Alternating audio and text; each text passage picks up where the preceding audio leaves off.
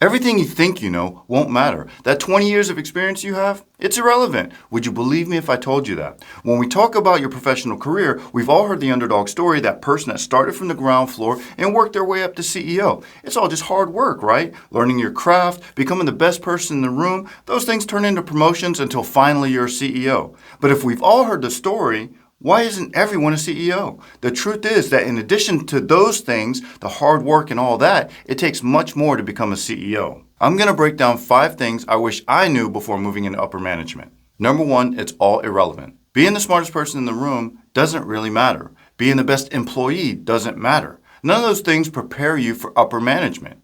This is counter to what we all believe. After all, you're the go-to person. When there's an issue, everyone comes to you. You're accustomed to knowing everything and responding quickly. You're accustomed to acting decisively. So when you move into upper management, you naturally expect things to move in the same way. But that, my friends, is the first lesson about moving into upper management. You have to learn that you don't know everything, especially in technology. If you spent years on the keyboard, moving into management is a drastic change. All that experience you had as a tech expert won't help you as a manager. When it comes to management, especially upper management, you're tasked with ensuring that your teams deliver. And although that may be something in technology, technology won't be your main focus. People will be your main focus. People, process, technology. That's the way the logic flows. So, as an experienced engineer, moving into upper management is a whole new challenge. It'll be up to you to ramp up to learn the people skills, the leadership skills, the office politics. It will be up to you to quickly gain those skills in order to deliver. You can no longer check in your code and walk away. Number 2, everyone wants to sell you everything. It seems like the day after you get promoted, your phone starts ringing. It's like people just know you need help and they want to provide the solution. It's like a sudden change from one day to the next. One day, you're an engineer and recruiters call you to tell you who's hiring. The next day, you're in upper management and those same recruiters call you to tell you they have candidates to place. But that's just one piece of the puzzle. Think back to promotion day. You just made it to upper management, you're happy, you're excited. What's the first thing you do? You proudly put your new title on LinkedIn to show the world, and guess what? You did exactly that. You told the world. So after that barrage of congratulations, you'll find yourself with tons of messages like this. Are you having trouble with your digital transformation? Automation is the key to rapid delivery. How is your automation footprint? Quickly and easily monitor all of your workloads in one place. Can we set up a 15-minute call to discuss some of your pain points? We can help you with solutions. Are your cloud costs getting out of control? There are tons of use cases and a software provider that wants to help you find a solution. Once you move into upper management, it feels like everyone has a solution for everything, all at a cost, of course. Number 3, it's harder than you think. I know what you're thinking. I've been there too. These directors have the life. They make tons of money and they don't actually do anything. They just tell everyone else what to do. And every time you see a poor leader, that just confirms your opinion, right?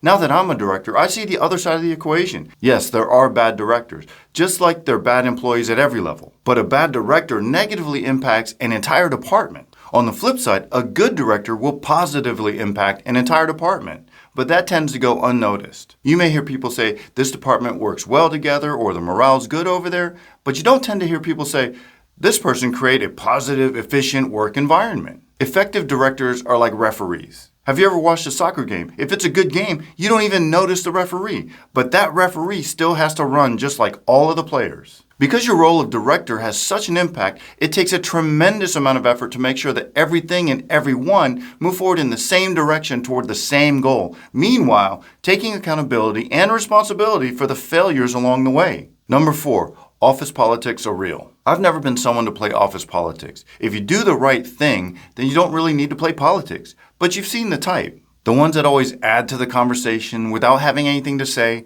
The ones that want to keep their name at the top of everyone's mind. But isn't it just easier to turn out great work?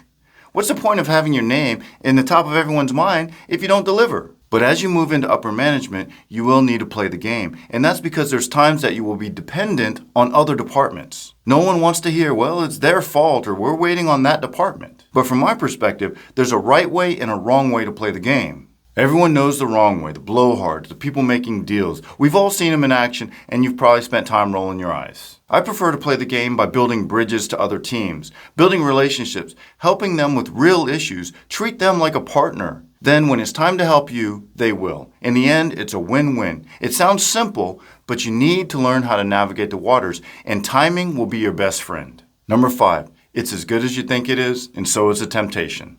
You're in a decision-making position. That means people want to build relationships with you. People want to build relationships for all kinds of reasons, whether it's to offer resources, services, products, or insight. Maybe they want to hear your perspective on a topic, or maybe they want you to speak at a conference or write an article for the magazine. But they need to break through that wall. They need to get past that Zoom call. Let's face it, how well do you build relationships from a phone call or Zoom meeting? They want to build relationships through that good old-fashioned face-to-face interaction. And in order to do that, they need to give you a reason to meet them. They have to entice you. Hey, how about we get together for a basketball game? We have club seats. Or, we have a yacht tomorrow night. Why don't you come out and have a good time?